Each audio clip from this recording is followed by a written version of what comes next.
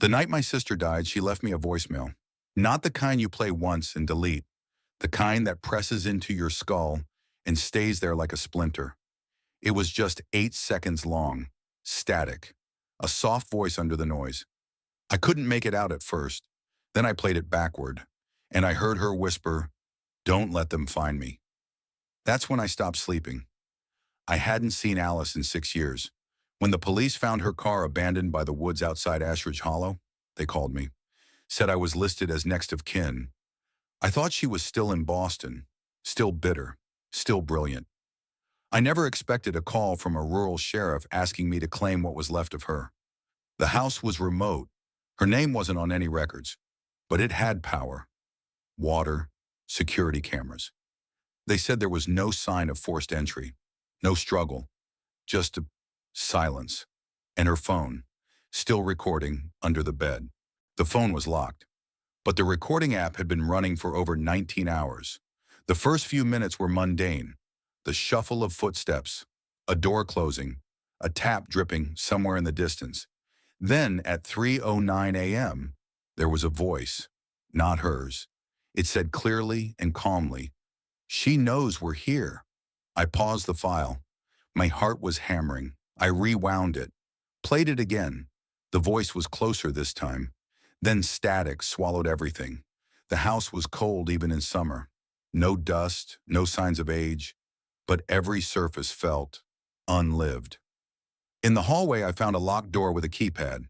I hadn't noticed it before. I didn't have the code, but I stared at it long enough that the panel blinked, and the door clicked open. The staircase spiraled downward into darkness. The smell hit me first. Wet soil, bleach, and something bitter like burnt hair. I took 3 steps down, and my sister's voice called out from the bottom, "Don't come down." Her bedroom had changed since I saw it last. All the colors were gone, just books, notebooks, pages taped to walls, floor to ceiling, charts, symbols, diagrams. She had been tracking something, or maybe being tracked. One note read, "They're inside the walls, listen to the gaps." Another, "Voices don't echo when they're real." And on the mirror, in red ink, "If you're reading this, I'm not dead." I told myself I'd stay just one night. Long enough to pack her things, settle the paperwork, and leave this place behind. But I couldn't sleep, not because of grief, because of the noise. The walls creaked like they were breathing. The floorboards clicked in patterns like footsteps moving room to room. And then the lights flickered. Not just a power surge, they blinked in rhythm 3 times. Pause. 1. Pause. 3 more. Morse code. I Googled it with shaking hands. It spelled run. In a locked drawer of her desk, I found tapes. Cassette, high 8, even VHS. All labeled with dates, most recent first. Each one marked, "Listen alone." I played one. It started with silence, then whispers, then her voice. "They don't like to be named. If you say it out loud, they hear. If you record it, they follow the sound." Static. I think I said it. I think they heard me. The tape clicked off. The shadows in the house didn't behave normally. They moved slower than the objects that cast them. Sometimes they split in half or flickered when nothing else did. In the living room mirror, my shadow didn't match. It was smiling, and I wasn't. Behind the house, I found the old ash tree from our childhood. She used to climb it, said it whispered to her. Now it was split, burned at the roots, black veins running up the trunk. Carved into the bark were symbols I recognized from her walls. Beneath them, a date, the day she disappeared. When I touched the bark, I heard her scream, not a memory, a live sound. The voicemail returned to my phone. Same timestamp, same file. I had deleted it days ago, but it was back, playing on its own. Only now it ended differently. A whisper layered over her voice. "You're next." There was one room I hadn't entered. Alice had sealed it with red tape and nailed planks across the door. Written across in sharp black ink, "Do not open until you forget." I opened it anyway. The walls were lined with speaker wire. Dozens of old radios sat humming on shelves, tuned to different dead stations, all playing static, except one. It whispered, You hear them now, too. In her mattress, I found a notebook. Stuffed deep inside the foam, it was filled with sketches of the house, floor plans, symbols scrawled in the margins, journal entries that grew more frantic by the page. They live between seconds, between echoes. That's why the house is never silent. And on the last page, if you stay, they'll use your voice too. I set an alarm for 3:08 a.m., sat in the hallway with every light on. When it turned 3:09, the power died. Not just the lights, my phone, my watch, even the battery-powered lantern. From the end of the hallway, I heard a door creak, and Alice's voice. "They're here!" I ran. The house didn't let me leave. I played the recording again, but this time I used headphones. In the background, buried under the noise, I heard multiple voices. Not English, not words, just sounds shaped like language. And one sentence, clear, repeated 3 times. "You brought him back." Then silence. Then footsteps behind me. I woke up standing, in the basement. I didn't remember walking there. There was a mirror. Shattered. My reflection was wrong. Taller, darker, no face. And it moved when I didn't. The figure in the glass raised a hand. So did mine. But I wasn't in control anymore. I don't remember climbing back upstairs. But I woke up in Alice's bed, soaked in sweat, dirt under my nails and my shoes missing. On the wall, a sentence was written in ink I didn't recognize. "He speaks through you now." I tried to scream. My voice didn't come out as mine. The basement door was open again. This time I didn't walk. I was pulled. My hands dragged against the wall, fingers digging in. But my body obeyed something else. There was light below. Not fire, not electric. Something like memory. Something like dying. At the bottom, a mirror, whole again.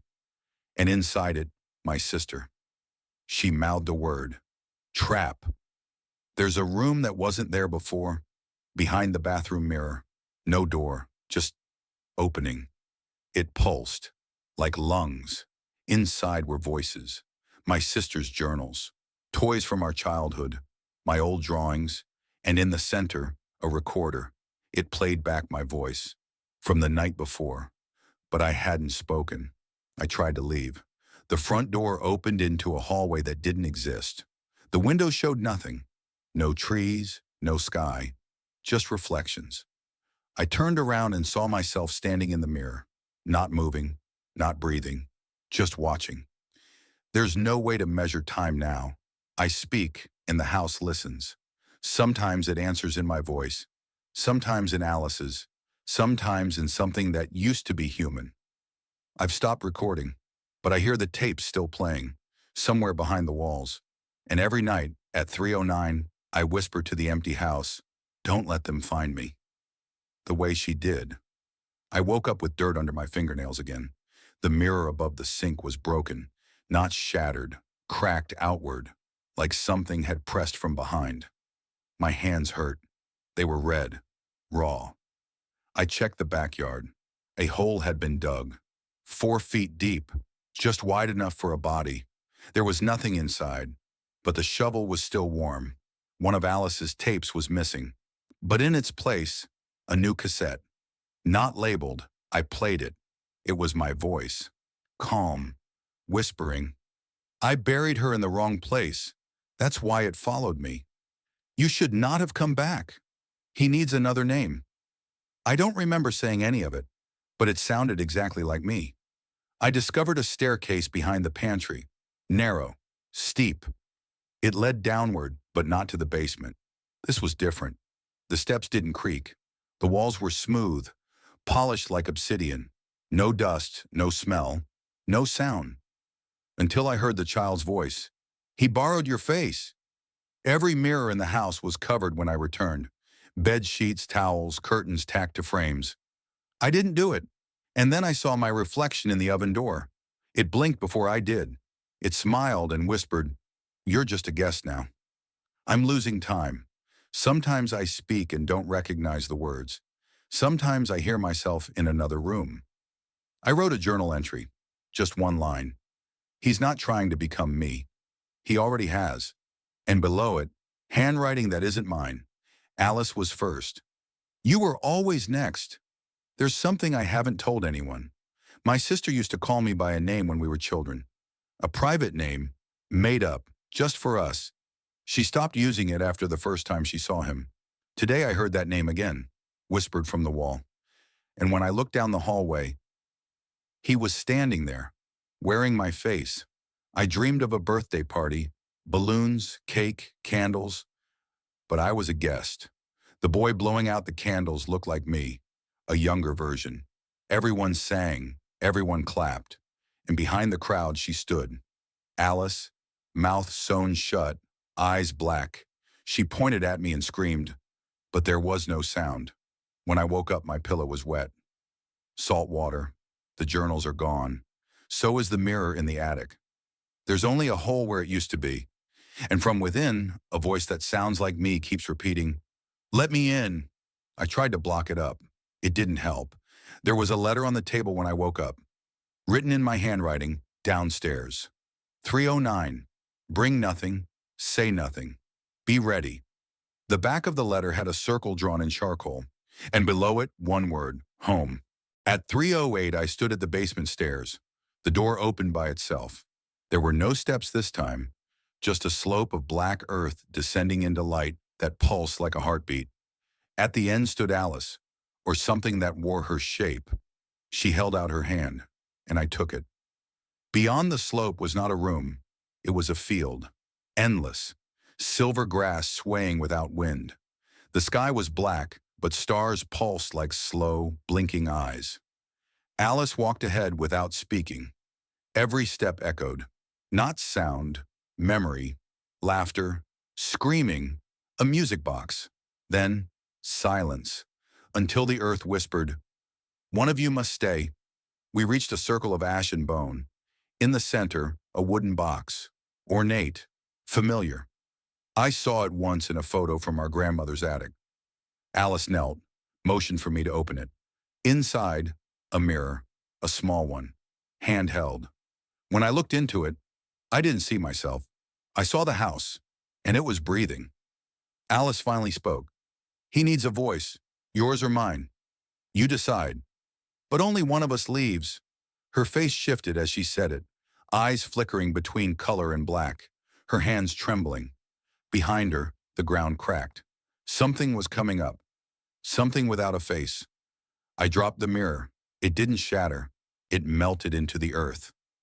Alice screamed, but not in pain, in relief. Then she faded.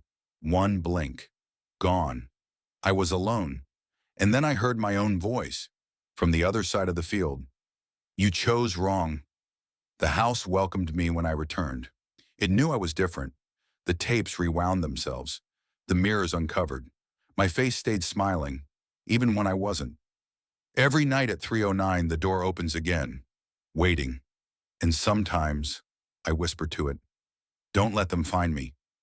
The way Alice did, the way I will.